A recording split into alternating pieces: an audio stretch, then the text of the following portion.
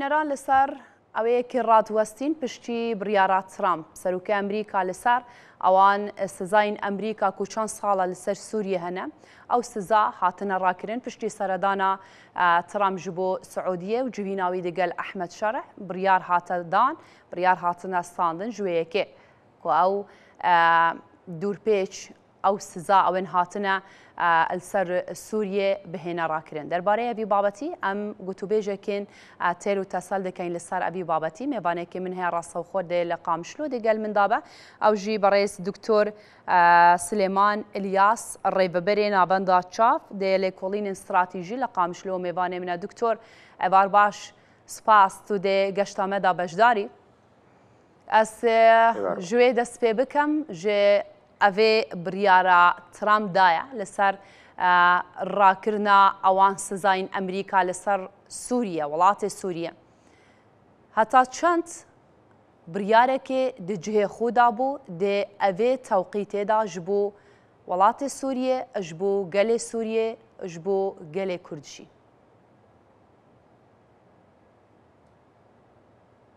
بەێ دەم باش ڕاستی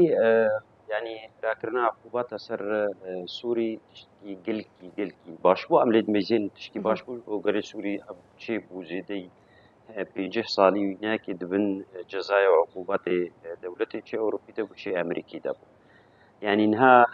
بين بملتي سوري همو مكونات يقا عرب بن كرد بن تبدا قلكي كيف خوشبون بمسألة جزايا بين اللي بلي ما برستي كرن يعني ويبتشرنجي ويتش يعني دريج كرنا هلاندنا باع عقوبات ويتش خاسيبت ويبتش خاسيبت أو يكشي أو جو شرط ومرجع جو ترامب ج سروكي دمكي سوري رداني يعني كاري هو شرط ومرجع وأنا كي بطبقني وكا مسألة باشا أم تكارين بحثا وان شرط ومرجان بكن ترامب تشج أحمد شرع بله دكتور ترامب تشج أحمد شرع خواستي أجبوكو وان شرط ومرجان جێبجێبکە هەتاکو ئەف سزا لەسەر وڵاتی سووریە بێنە ڕاکردن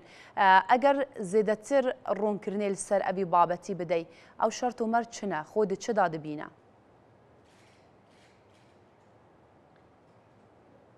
شرط و مەرجێ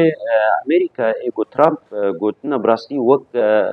زەویەکی ژمایی نادانینە پیشە سەرۆکێ دەمکی سووری يعني يك جد بجد بيت أو شكداري جوبير بياني إيجو شيشاني بون إيجور بون أوزبكي بون إيجو يعني جمارة كيجل كي مصن إيجو هيئة التحرير الشام دبون وأنا كي تبدأ كدر في السوري يدي بشدار أو آليكار بجي تيروري يك جي اتفاقيات إبراهيمي يعني تبلي اتفاقيات إبراهيمي بإسرائيل ربي وسوري بدولتك بجليكي تكلي باش وآرامي بدولة جيراني خورا ديادي حمو مكونات وملتي سوري دا كرد سريان درزي علوي أي طوائف وهي حمو مشارك بين دستلات داريا سوري دا أو د آباكرنا دستلات داريا سوريانو دا يعني براسي أبناكي بوبينك شيء ما يعني ما هم شت فازن ملت سوري شت فازي أم أرامي فازن وأبجزاورنا هلاندن باشا لبيري برس أوا أحمد شرع حموتي دا يعني ملتي سوري تبدأ تدا مشارك باشا دكتور لبيري برس أوا أحمد شرع لسار أفان مرجان بتايبتين ترامب كوجيد وخازا بيكي بكا أحمد شرع رازي دبيانا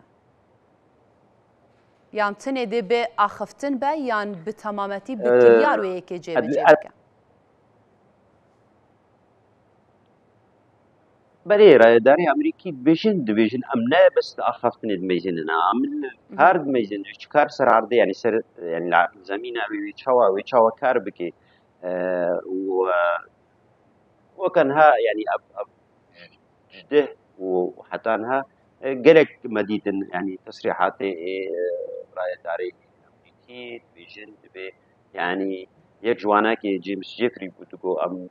زود ام سر كارت يعني ام احمد شرع على مكار كريا وام فازن يعني ابتشتيغو ما جهات قستن وسروك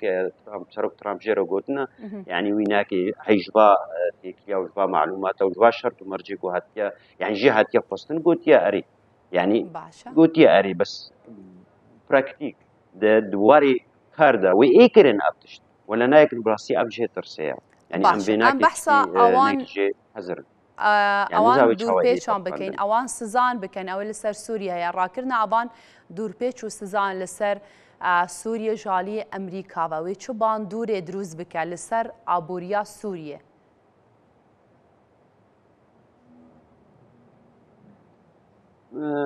مامۆستاوەی گەلێکی باندۆرەکە گەلکی ئەرێنی بکەی یعنی باندۆرەکە ملەتی سووری وەکە دەستپێکی دەمگوت 50 ساڵ دوورپێشکریە عقوبات سەرن yani tişkî me nebû nerêjî ma Esedê babû neyaya Kurjîkê ji heftê û şeşava dest va eqûbater ser Sûrî yani ser Sûrî hebûn netîca yani sedemê wî rejîm bû êniha jî kêvana ev hela got çêbû bi rastî ya got Trump got û Siûdî yani cihê em wek miletê Sûrî em bînin cihê spasiyê ya xuta got يعني سعودي مشارك بو وقريب بيلي بو يعني ترامب بي وعدي بدي وبراسيجي ازديسات بيجم جهما ترسيه امزا شو ابعد وين طبقاندن يعني ابعد يقول انا وشلو اين طبقاندن بشرنجي جبر هر جزاء ابن انا اي كونغرس سروا بوافقني انا يعني تشتن هنا كاري ترامب كي وك سروكي يعني وك دستور جيرت سامحيني دستور يعني امريكي وهناك هنا جيكي بهيفاج وارد حتى كاربن يعني روتينا كويها حتى كاربن عقوبات سر سوريا بين هلاندن امكارين بيجين چندم ابيك يا دواجي وي امكارين بيجين چندم پيويستا جبو جێبجێکردنا ئەوان داخوازیان کو ترامپ خاستیە ژێ شەرع چەندەم پێویستە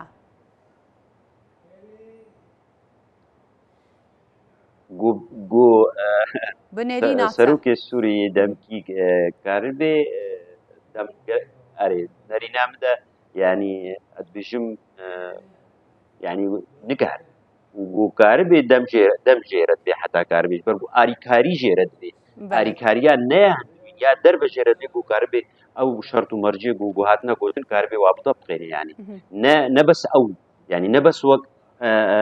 أحمد شرع سروكي دمكي السوري تناقض أو كان مجموعات موافق في بعض الأمور يعني هناك أمور يبغوا أو تفاصيل كاربيد أو أنا در خيش برجو أز مشكلة أحمد شرع يا مصدرين يا هندرو يا أو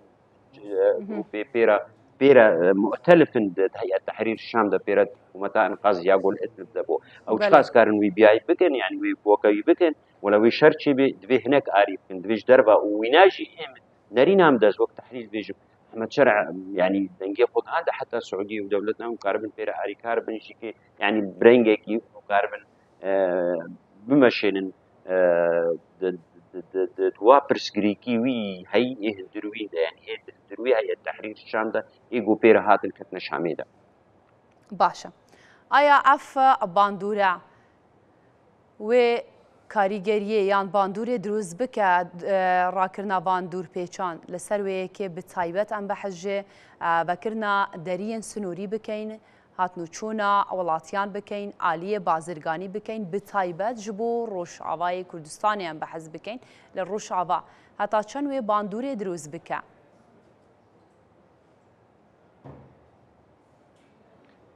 أكيد وي باندورا كتجلكي أريني باشكي يعني وين هاقول يعني مسألة سينوري الجمع ما أبقى شلون نسيبين باشارك وي سينوري ما ببي وعقوبات سر بين هلاندن مسألة أبوري دا جلكي باشا مسألة كسايتي دا جواكي دا شنو هاتن نا حتى أمكار بن سوري درك جروج أواي كردستان درك حتى بقنا شامين بقنا لبنان صد معاملات دبي حتى قلت كاربي دركبي يعني تكلفاوي يا ماليشي يعني ما تيجي كي قال كيا اما تاقول حمو سينور تينا فكرين وبرنجي كي رواو يعني ارامي واشتي شوي تشبي ومساله اقتصاد واستثمارات قلت سوري دا تشبي براستي وجه قالكي يعني وي قالكي اريني وي جانا رنجي جانا ملت وي غهرتن يعني دمك كرده وي غهرتن باندورا ويناكي وي قالك حبي ادبيجم سر جافاي كردستاني طيبات والسوري بقشتي وباندورا كحكاية عريض مسألة أبوري داد مسألة شنو هاتني داد مسألة صحي داد يعني صحيا يعني مسألة تندرستي داد مسألة يعني تقني داد مسألة يعني يعني حمو مواد سوري داد تشتك جمانينا باشان بحث بكين لعليه كدنكو او كشين هين دنابرا حكومتا شامي دقل روشعبا بتايبت مسالين غازي مسالين نفطي مسالين وزي افيكا دي باندوري لسر ابان كشان دروز بكا كو اف كشا ادين دمين دنابرا حكومتا شامي دقل روشعبا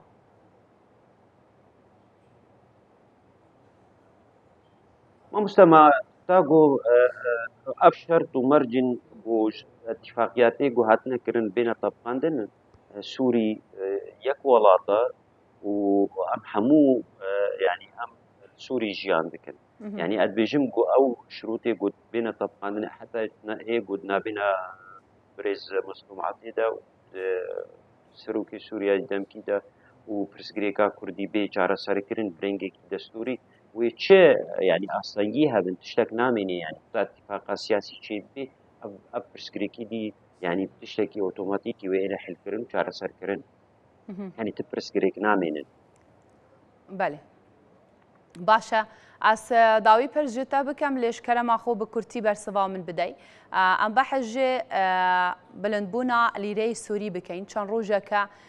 بخوش حالی و بلندبون ده لیره سوری داد روز بویا چوبان دورک دناوا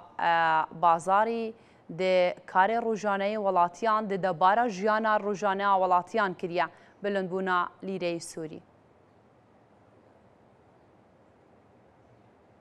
ما أنا برسغريكا يعني أزالية الجماعة هاي تصريحك ترامب تقول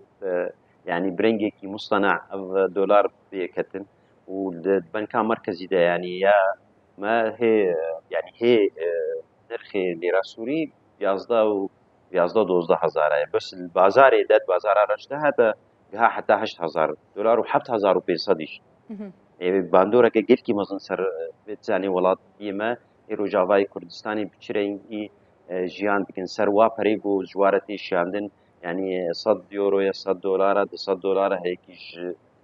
يعني بحساس صري صدي نوتو بينج ملتكم نسر بحساس صدي بينجاج ملتكم يعني حتى اوي ايجو دولار جمعنا باندورا كيل كي مزن واكر وقالك كسحتن يعني في عمليه ده قالك خسارات شيء نرخي حمو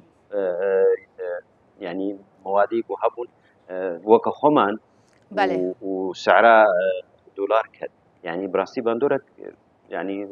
ايشك بو يعني قد بيشم بلكي ايرو صبا ضصبا بلكي دي وضع بقري يعني او وضعي هي بقري وكا بري مكارب ديسا يعني وقت بيجي برنجي نورمال نوع باش بس اما فاكتر بي بهی بیاوی چنده برای باشتر جی بچه دکتر دست خوش سپاس بو دکتر سلیمان الیاس ریوبری ناوندا جاف یا لیکولین استراتیجی راستا و خول قامشلو تو میوان کرسات نیوز بوی گلک سپاس جبو بشداریاتا